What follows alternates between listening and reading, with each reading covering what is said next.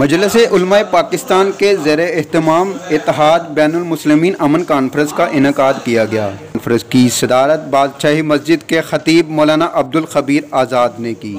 अपने खिताब में मौलाना अब्दुल खबीर आज़ाद का कहना था कि मुल्क दुश्मन ताकतें पाकिस्तान में इंतशार और बदअमनी फैलाना चाहती हैं।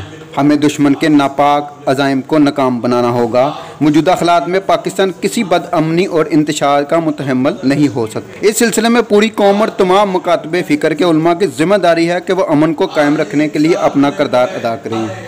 हमारे सिक्योरिटी इदारे दुश्मन के साथ पूरी कुव्वत के साथ मुकाबला कर रहे हैं और उनकी कुर्बानियाँ इंशाअल्लाह रहेंगा नहीं जाएंगी।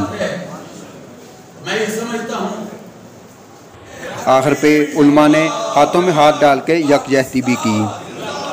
कैमरामैन आदिल बेग के साथ मियां वकास शहीद, यू न्यूज़ लाहौर।